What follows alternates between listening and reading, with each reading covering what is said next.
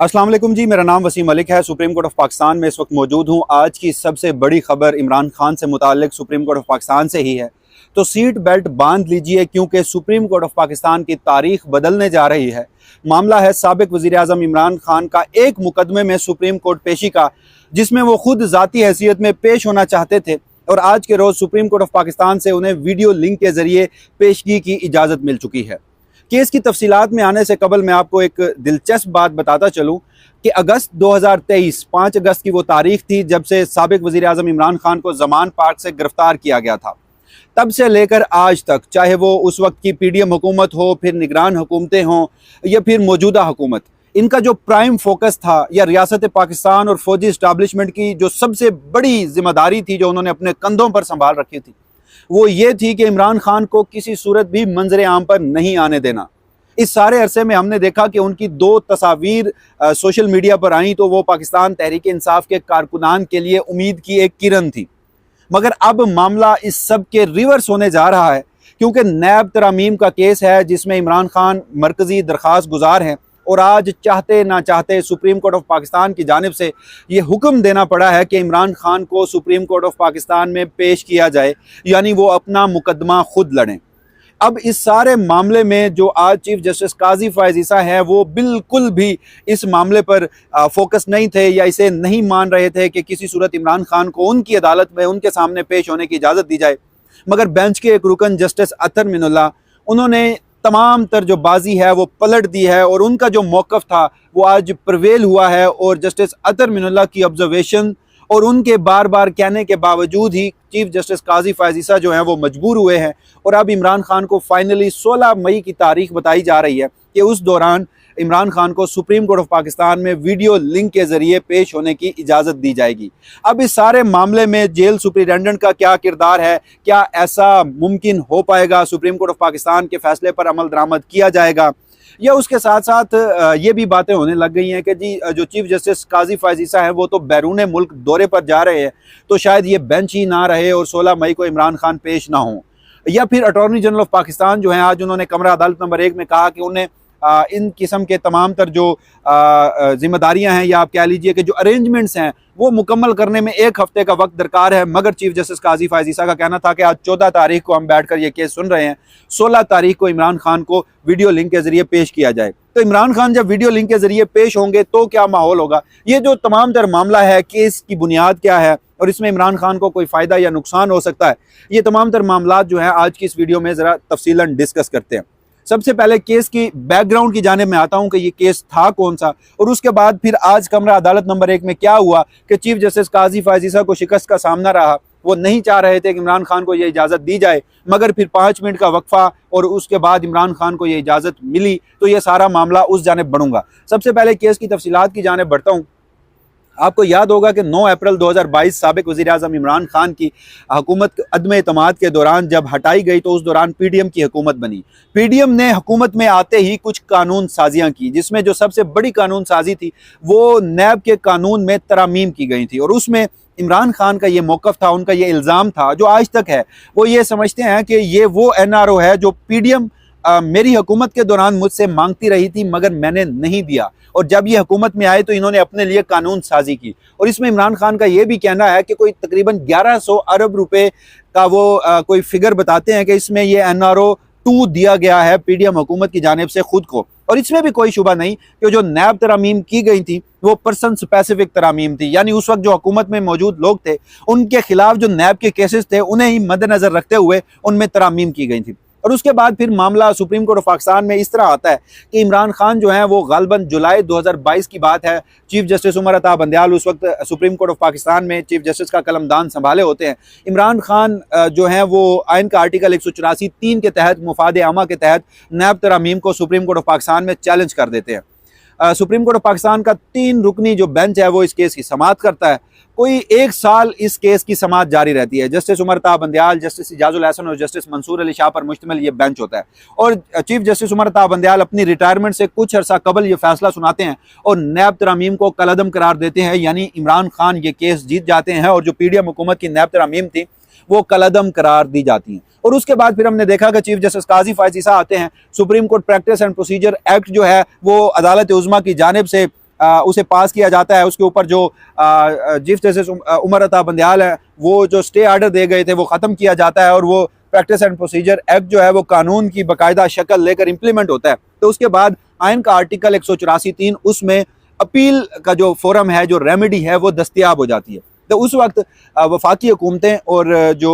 निगरान वफाकी हुकूमत थी और फिर इसके साथ साथ जो मुस्लिम लीग नून की जमात थी, उन्होंने जस्टिस बंदयाल के उस फैसले के खिलाफ एक इंट्रा कोर्ट अपील दायर की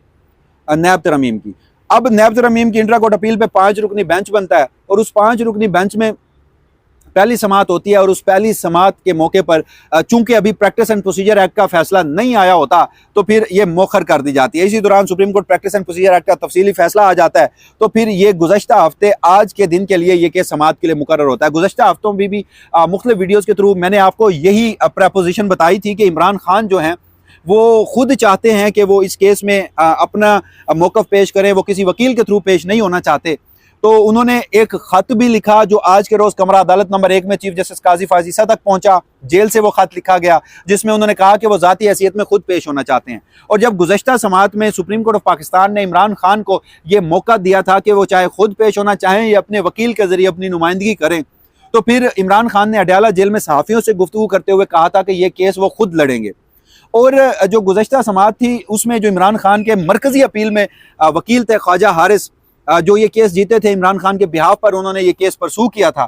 वो कुछ वजूहात की बुनियाद पर आपको याद होगा कि जब इमरान खान को तोशा खाना में जज हुमायूं दिलावर की जानिब से जो पहली सज़ा सुनाई गई जिस पर इमरान खान को 5 अगस्त को गिरफ्तार किया गया, तो उसके बाद इमरान खान की कानूनी टीम में काफ़ी रद्दोबदल आया, काफ़ी तब्दीली आई, जिसके बाद ख्वाजा हारिस जो है वो इमरान खान के केसेस नहीं सुनने। जब इमरान खान का कोई वकील नहीं था तो फिर अदालत की मजबूरी थी और अदालत को बुलाना पड़ा। अब आ जाते हैं ज़रा आज की समात के अहवाल के ऊपर। जैसे ही आज की समात का आगाज़ होता है तो जो चीफ जस्टिस काजी फाजीसा हैं वो जो मुस्लिम लीग नून और फेडरेशन के वकील हैं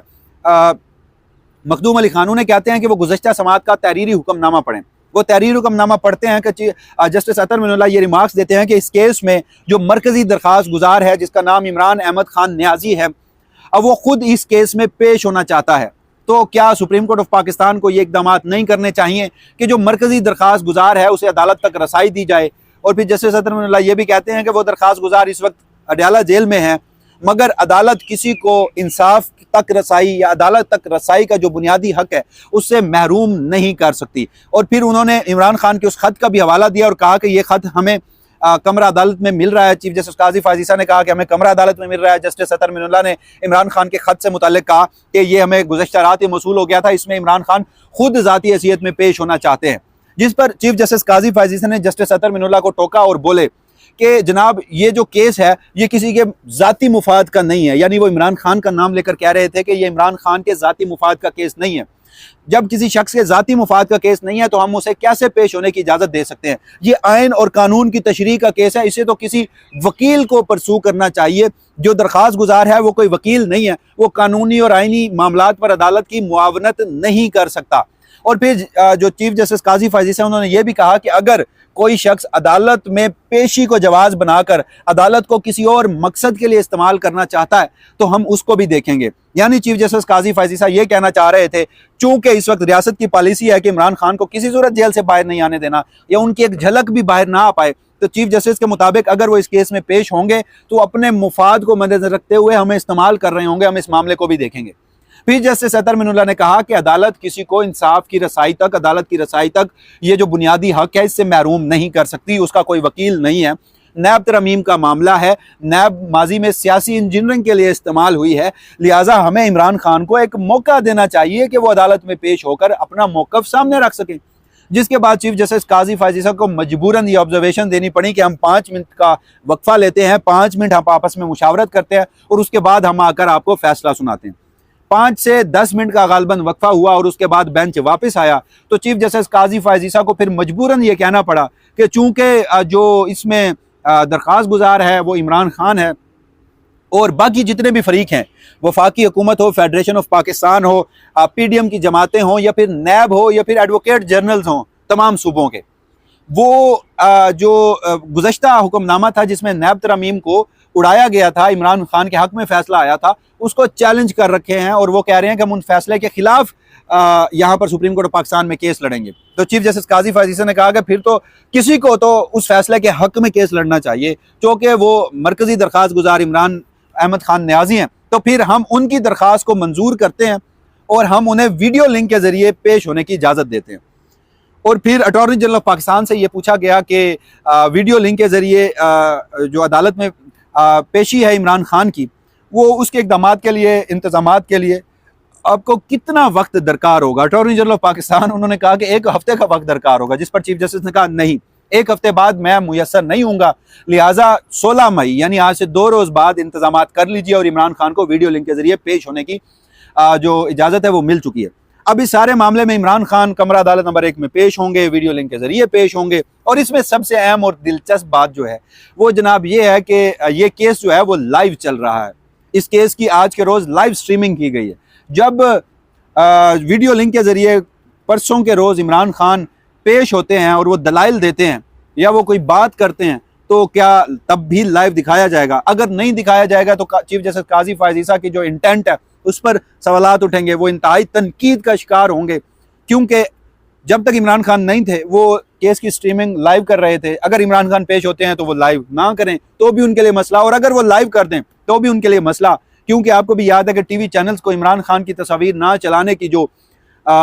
उन्हें हुक्मनामे मिलते हैं वो कहाँ से मिलते हैं। और अगर उस रोज़ लाइव स्ट्रीमिंग होती है तो क्या पाकिस्तान के टीवी चैनल्स वो नशर करेंगे? अगर वो नशर नहीं भी करेंगे तो सोशल मीडिया पर जो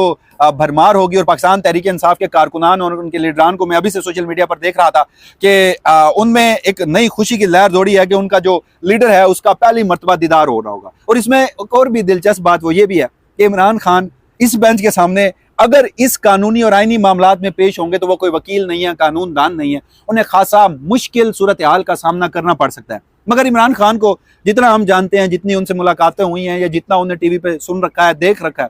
उनका एक अलग से ही उनकी शख्सियत है। वो शायद उस रोज़ इस केस पर बात करने के अलावा दुनिया जहान की तमाम बातें कर जाएंगे, और जब ये बात कर रहे होंगे तो फिर चीफ जस्टिस काजी फैज ईसा जो है वो बार बार उन्हें रोक रहे होंगे कि वो सिर्फ केस तक महदूद रहें। तो इस दौरान चीफ जस्टिस काजी फैज ईसा जो इमरान खान से सख्त नाला हैं और इमरान खान जो चीफ जस्टिस काजी फैज ईसा से सख्त नाला हैं, तो जब ये दोनों एक दूसरे के आमने सामने होंगे तो क्या मामलात होंगे। बहरहाल ये एक बड़ी डेवलपमेंट इस तरह से है कि 5 अगस्त के बाद परसों के रोज़ इमरान खान जो है वो मीडिया पर उनकी पहली अपीयरेंस होगी। इससे कबल जब वो अटक से अडयाला जेल लाए जा रहे थे तो उनकी एक तस्वीर जो है बख्तरबंद गाड़ी में बैठे हुए वो लीक हुई, और उसके बाद जो उनके वकील हैं अबूजर सलमान न्याजी और शाह महमूद कुरैशी और इमरान खान अडयाला जेल में एक पेशी के मौके पर उनकी एक तस्वीर जो है वो लीक हुई थी। इसके अलावा इमरान खान की कोई झलक बाहर नहीं आई, ये उनके जो बयानात हैं वो वकला के जरिए या सियासी लीडरान के जरिए बाहर आते हैं। तो ये गालबन 10 महीने के बाद पहला मौका होगा कि इमरान खान खुद से पेश हो रहे होंगे। तो बहरहाल एक बड़ी डेवलपमेंट है इस हवाले से। और इसमें एक और भी दिलचस्प बात है कि क्या अब रियासत सुप्रीम कोर्ट ऑफ पाकिस्तान के इस हुक्मनामे के ऊपर भी रोड़े अटकाएगी, क्योंकि जैसे अटॉर्नी जनरल ऑफ पाकिस्तान ने कहा कि 1 हफ्ते का वक्त हमें चाहिए। फिर अडयाला जेल के सुपरिटेंडेंट क्या वो उस रोज़ ये कहेंगे कि इंटरनेट की फैसिलिटी नहीं है, वीडियो लिंक के जरिए पेश नहीं किया जा सकता, या फिर वफाकी हुकूमत इस हवाले से कोई अदालत के हुक्मनामे के रास्ते में रुकावटें डालेगी? अगर डालेगी तो फिर चीफ जस्टिस काजी फैज ईसा के बेंच का फैसला है, और अगर उनकी पसंदीदा हुकूमत और लाडले जो इदारे हैं वो भी नहीं मानेंगे तो अगेन उन्हें सुबकी का सामना करना पड़ सकता है। आखिर में मैं आपको एक और बात भी बताऊं कि अब बातें होने लग गई हैं कि चीफ जस्टिस काजी फैज ईसा साहब जो हैं वो बैरून मुल्क दौरे पर जा रहे हैं, तो जिस वजह से शायद ये केस परसों के रोज समाअत के लिए ना हो, बेंच तब्दील हो जाए या कायम मकाम चीफ जस्टिस मुनीब अख्तर आ जाएं। हजूर ऐसा कुछ नहीं है। चीफ जस्टिस काजी फैज ईसा ने बैरून मुल्क दौरे पर जाना है 18 मई को। इमरान खान के लिए जो समाअत रखी गई है वो 16 मई के रोज रखी गई है, और फिर चीफ जस्टिस काजी फैज ईसा कोई लंबी छुट्टियों पर नहीं जा रहे। गालबन 18 मई को उन्होंने बैरून मुल्क दौरे पर जाना है, और उसके बाद 24 या 25 तारीख को उनकी वापसी है। Justice Mansoor Ali Shah senior puisne जज हैं, वो इस वक्त अमेरिका में गए हुए हैं, और उनकी भी जो वापसी है वो 28 तारीख को है। तो वो खैर इस बेंच में है ही नहीं, लेकिन चीफ जस्टिस काजी फैज ईसा अगर 2 रोज में इंतजामात नहीं भी होते इमरान खान की पेशी के या वीडियो लिंक के जरिए हाजिरी के, और इस दौरान चीफ जस्टिस काजी फैज ईसा बाहर चले जाते हैं, बेंच अवेलेबल नहीं होता, तो 24-25 के बाद फिर ये बेंच यहाँ पर मौजूद होगा। तो अब जब अदालत आज के रोज ये हुक्मनामा जारी कर चुकी, इमरान खान के खत की रोशनी में ये हुक्मनामा जारी कर चुकी, मीडिया स्क्रीनों पर नशर हो चुका, तो अब अदालत को भी इससे बैक फुटिंग पे जाना मुमकिन नहीं। तो जनाब अगर परसों के रोज ना हुआ तो 1 हफ्ते के बाद ये हो जाएगा। तो अब हर सूरत इमरान खान की मीडिया पर अपीयरेंस तो होनी ही होनी है। तो ये सारे मामलात थे। तो इस हवाले से जो भी फर्दर डेवलपमेंट होगी, क्योंकि इस वक्त जब आप ये वीडियो देख रहे होंगे नैब तरमीम केस में मजीद कोई डेवलपमेंट आ चुकी होगी, तो इस हवाले से जो भी फर्दर डेवलपमेंट होगी वसीम मलिक अपने इसी प्लेटफॉर्म से आपको आगाह रखेगा। तब तक के लिए मुझे दीजिएगा इजाजत। अल्लाह हाफिज।